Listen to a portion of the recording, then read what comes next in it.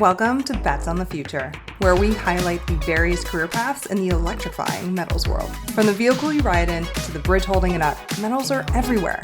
Why not in your career too?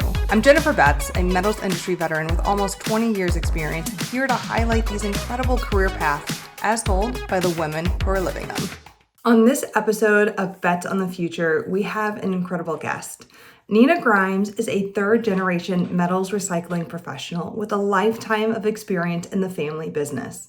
In addition to her wealth of hands-on knowledge in trading and buying, Grimes holds an associate degree in business management and associate degree in marketing, both from Weatherford College. She is operations and buying manager for Grimes Iron and Metal based out of Odessa, Texas. When she isn't pursuing advancement and innovation in the recycling field, Grimes spends her time with her family. For those that are listening, tuning in, however you want to say it, video, audio, you may hear some background noise. That's because we are actually in person for this one. Nina is joining us live in person in Las Vegas at ISRI 2024. And the last year we can say that. Yes, it will be vintage in 24 hours at this point. Yeah. So it is the Institute of Scrap Recycling Industries, but again, soon to be something else. We'll all find out at the same time. Yes. Basically, we are at the largest recycling conference in the world, and Nina Grimes, the executive buyer at Grimes Iron and Metal out of Odessa, Texas, graciously, thank you so much for hopping on. I know you've got a very busy schedule. You were moderating a panel yesterday. You're sticking around, I think, through Friday or tomorrow? We leave tomorrow. Okay. All right. Well, again, thank you for squeezing us in on this. It's been obviously a very busy It has definitely been busy. So I really appreciate it, hopping on. I love it. I appreciate it. Appreciate the opportunity. Yes. We've known each other not too long, but 1 year, ISRI last year. Yes, exactly. Happy anniversary, nowhere. Yes, exactly. Was it the Women in Recycling event? Yes. Okay. Yeah, and you're a member of Women Recycling, which has been fantastic to watch. It's amazing. There's so many opportunities that people probably don't even realize that they offer. Yes. Between the mentorship, the leadership programs, they offer so much that they don't get the recognition for it. No, and I do also have to do a shameless plug for you as well, because you did a fantastic job on your panel yesterday. You interviewed 3 really incredible, talented individuals. I mean, from around the world, by the way. Rock stars, really, that from the UK, Chile, and the United States. You did really an incredible job. Thank you. So that was really good. And also, I'm jealous because you got that stress off your plate at the beginning of the week. I don't think I could sit on it and wait all week. But so it was a blessing. Yeah, that was really cool to see, and the room was pretty packed too. So yeah, it was. I was happily impressed. Yes. Yeah. And nervous. Yeah. It's a double-edged coin. Yeah. Yes, a little bit. For those that are listening, obviously we're at a recycled materials event, but for those that may not know Grimes Iron and Metal, just give kind of a quick overview of what your business is, and then where it falls in terms of the metal supply chain.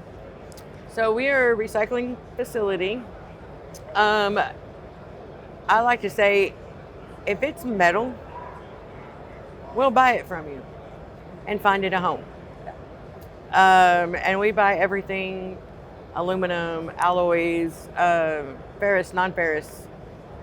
If we don't know what type of metal it is, we'll find out what it is and we'll find it a home for you. So we pretty much handle all of it.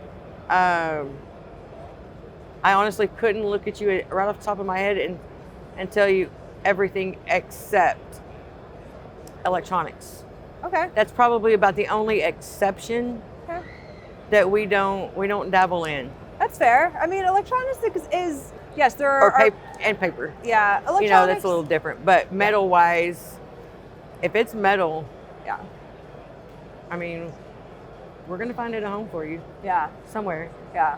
It's, I haven't had the opportunity yet to come out to Odessa to tour your facility, but you gave me a Zoom tour one time. I did. And it is pretty impressive.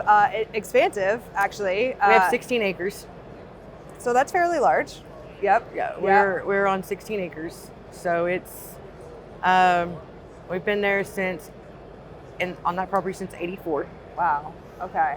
And literally it was my backyard.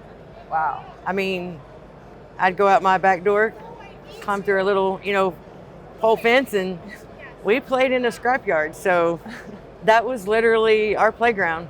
Our clubhouses were built out of, metal that had been sold, tanks, probably things that shouldn't have been for kids. But we had a great time. Yeah. I wouldn't change that because I think it's lacking a lot in today, because what we did, people are like, that is very unsafe, and it probably is. I'm not. Yeah. Yeah. Today's standards probably not so much. Well, you pretty much already answered one of my typical questions, which a lot of people don't seek out the metals industry. There's usually some sort of friend or family connection, and again, spoiler alert, your last name is Grimes Iron and Metal. Right. So with that story, it sounds like this is a family business. My papa actually started it with crushing cars.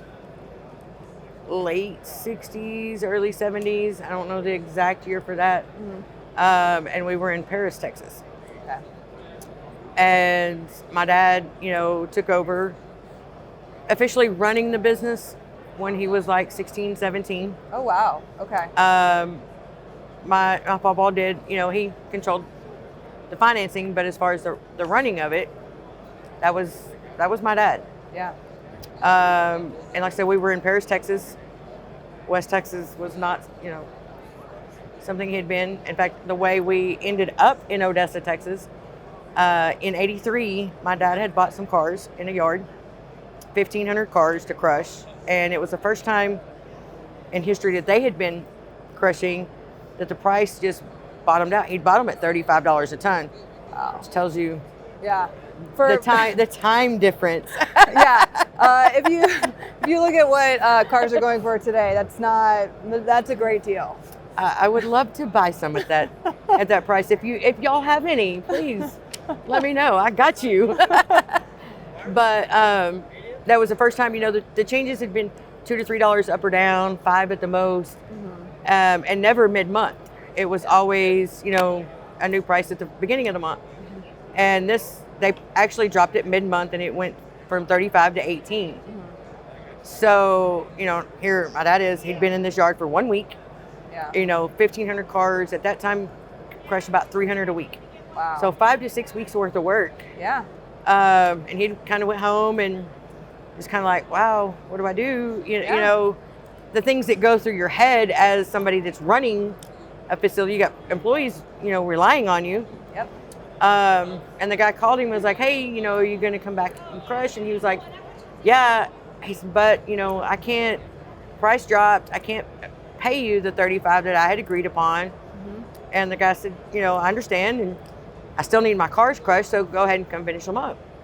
So we did. He went back. This was in Oklahoma City. Mm-hmm. Finished up those cars. And then at the end of that, when he finished it, the guy was like, hey, where are you headed to next? And, Dad's like, I'm not real sure just yet.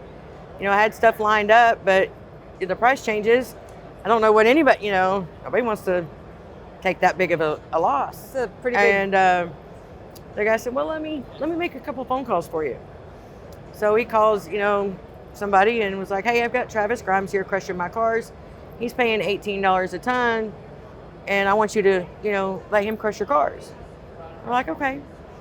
The guy said, well, let me make one more phone call. Same scenario. So Dad had 1,000 more cars. So a few more weeks. So he finishes there and he goes home, Oklahoma City to Paris, Texas. Mm-hmm. And, he's at home, and like I said, cars still dropped. There's not been any changes, so it's still really low. And my Uncle John calls him, and I was like, hey, he was living in Midland at the time. He's like, what are you doing? He's like, well, I'm not crushing. Yeah. The cars dropped, and he's, well, there's a lot of cars around here. My dad's like, yeah, but can they be bought? Right. And he said, well, what can you afford to pay? He's like, well, it's a little bit further. So the most I could pay is $15 a ton. He said, well, let me see what I can do. So, a day or two later, my uncle calls me back and was like, hey, I've got 1,200 cars for you bought. And my dad said, at $15 a ton. And he's like, no, at 12. And he said, when can you start? And he said, well, how about January 1st? And this is like the first week of December. My uncle's like, yeah, sure. They're ready. So dad's sitting at home, and, he's there a couple of days, and he's like, man, why am I sitting at, sitting at home? So he called my uncle, and he's like, hey, can I go ahead and start crushing those cars? Yeah. And my uncle's like, yeah, sure. So on a Wednesday, they loaded everything up on a Wednesday, which is odd. Yeah. It's 40 years ago, by the Right? way. Yeah. On a Wednesday, loaded up and headed to Odessa, Texas. Wow. And got everybody set up in a room late Wednesday night. Woke up Thursday morning, about 4 or 5 inches of snow. So my dad's like panicking, because he's crushing Oklahoma City, East Texas. You got to wait for the snow to melt. Yeah. The ground to dry up. Yep. And he just put all these people in a, hotel, just got all the way down here. My uncle's like, what are you worried about? It'll be gone tomorrow. Yeah. My dad's like, you're funny. Yeah. You're right, and it was. Okay. And they went on, went about the work. West Texas is completely different. I mean, it can snow 6 inches and you're not going to see a sign of it by dinner time. So they spent the next 6 months crushing, never leaving Midland, Odessa. Wow. And then the following 6 months, they spent crushing the surrounding areas, Monahans, the small towns, and never leaving those areas. And he told my papa, he said, I'd really like to open a scrap yard here. There's a lot of scrap. I'm just kind of blown away by how many cars that your family kept finding out there. Was there just not any car crushing going on out there, or had those cars been sitting for so long? There were salvage yards. Okay. Yeah, just salvage yards that they'd already stripped off the parts that that could be resold and all that. Because back in the day, we would crush from Oklahoma, New Mexico, Texas. Okay.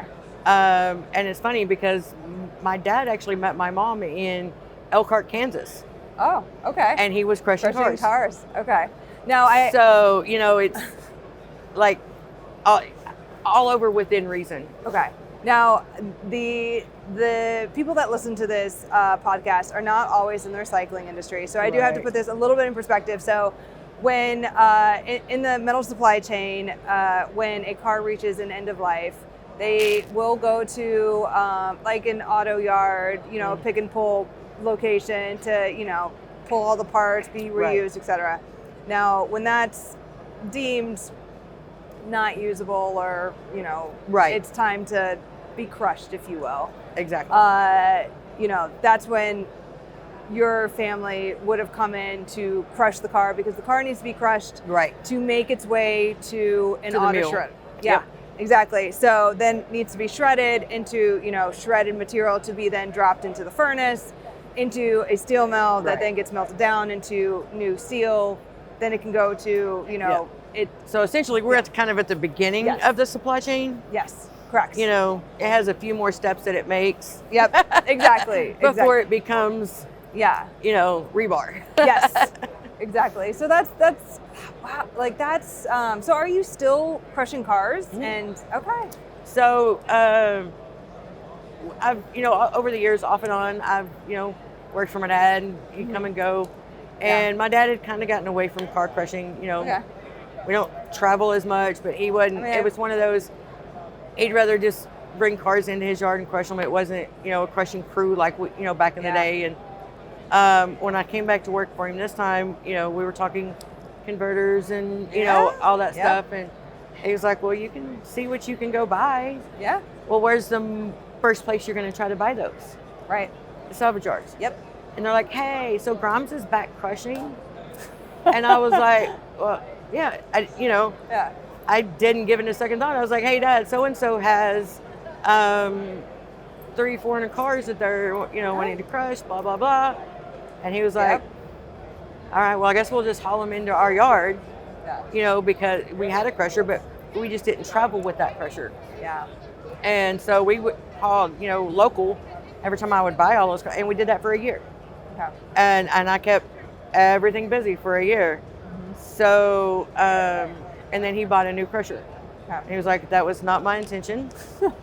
He was like, was not looking to, expand that part again. Yeah.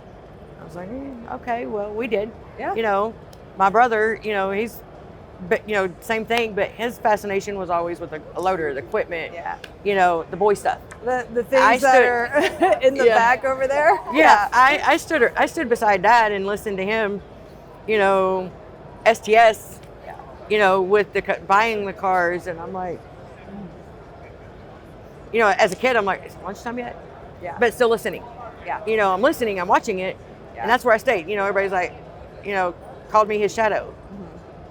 Okay, well, Yeah. the shadow's where the knowledge is. Yeah, you're learning. You're learning. You're picking it up. So, when I did that, I was always like, I don't know about buying. But then once I started talking, I'm like, I talk just like my dad. Yeah. Just like my dad. Yeah. I'm like, okay, I can do this. And that's kind of how we got back into it. And like I said, we don't travel near as far as, we did back in the day. Most of it is local, the surrounding areas. Yeah. We have went to, I think far west Texas once, Okay. farther than us, a few hours. But for the most part, we went into New Mexico within a couple hours, a couple times. But we try to keep it pretty close because it is, especially expensive now, fuel and all that. It's hard. And it is really hard. And it's hard on the, crews because if you stop and think, like- a week,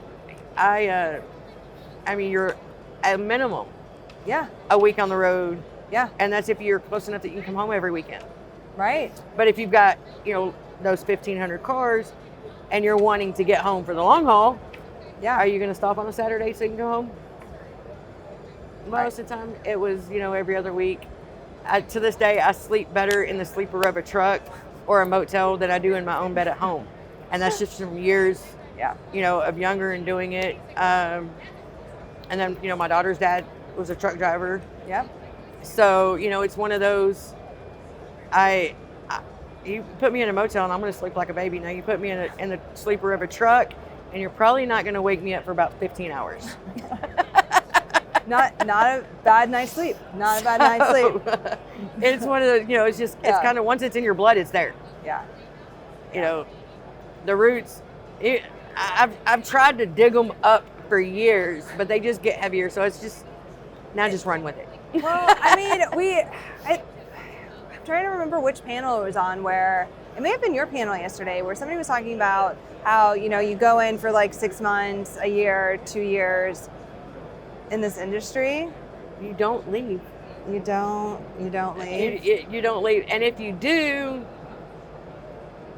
there's... You come back. Yeah, you don't... You've referenced I I come and go. I have, Yeah. I have a business degree. I have a marketing degree. Yeah. I played in the scrapyard. Yeah. That's like you weren't really into it. And I'm like, it was a scrapyard. Yeah. And I'm like, okay, I grew up. And I'm like, Yeah. there's a lot of money in a scrapyard. There is. There's a lot. And people don't realize, they call it Yeah. scrap. It's junk. Yeah. It's not worth anything. You're not going to turn down a pile of gold, so why would you turn down a pile of steel? Oh, absolutely.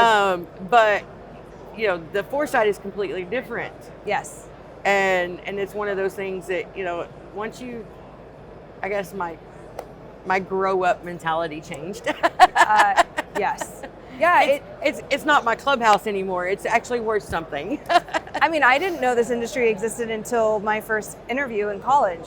Wow. I had no idea. I just thought the aluminum can that you put in the bin at the end of the driveway just poof magically It turned just did something. It did something and it made its way back into an aluminum can. I had no idea that there was a whole career, industry, trading, commodity world Right. with that can. I had And no just, idea. and just imagine how many people don't. Oh, so many. So many You people. know, and it. I want to say it blows my mind, but it really doesn't, Yeah. because we're the the stepkids, Yeah. Yeah. type situation, Yes. and it'll continue to be that way unless we start with Yes. this high. Working on that. Right. Working and on and that. and it's a learning process. It absolutely is. I mean, if you stop and think, even back when my papa started this, yeah. you had scrappers. That's what they were. It's Yeah. what they were called, scrappers. They were the low lives Yeah. type. It's Yeah. that was kind of the mentality. But Yeah. everybody at least knew. Yeah. It was knowledgeable. Hey, you didn't Right. throw that away. It was worth something. Yes. And exactly. we've kind of over the years just completely refrained from it. well that's Somehow. Yes. There's just been a lot of. Well, that's why I'm really excited about ISRI's rebrand, is because, we're never going to get rid of the term scrap. Like, Right. that's something No, that within our industry, will probably always use, maybe Right. internally. But once we start using recycled materials, and also once people understand that the way that we manufacture metals in the United Right. States in particular, Right. is the majority of it is from recycled content, actually. Right. And that's the majority of how we actually make metal here. I think And that I think that's starts. a lot of people are missing that. They don't realize that. Where Where does do it you come think from? Where do you think it comes from? It comes from Grimes Iron and Metal. Right? It comes from businesses like yours. Right. Right? And a lot of them are family-run businesses. Right. There are some major corporations out there, that have, many locations, et cetera. But I would say the majority of the yards that exist out there are actually private, And family-run. even those big conglomerates started As family. with 1 yard, 2 yards, Yes. and expanded, and because like I said, once it's in your blood and if it's in your DNA, Yeah. you're there. 100%. Hang up your hat, enjoy the ride, sit back with your seatbelt on because you're not leaving. Yes. 100%. 100% agree. 100% agree. Well, I know you've got a busy schedule, so I don't want to take up too much of your time. But Nina, I just want to say thank you so much. Oh, you're welcome. It's been wonderful to get to know you over the past year. It's been great to see you in Vegas this year. It's been fun for sure, and it's nice to know that, hey, the vintage one, the last one, I know, right? we rolled it. I know, we did. We were here. We can say that we were here the pivotal moment when Israel Right. rebranded. So Exactly. It's pretty cool. For those that are listening, watching, find Nina on LinkedIn. Check out Grimes Iron Metal on their company website. Yeah, and we TikTok. have we have Yes. TikTok. We have the website. Yes, so it's and we pretty have cool. a Facebook Yes. and a LinkedIn. Yep. All the places. So Nina, once I'm again, getting thank you so there. much. Thank Appreciate it. you.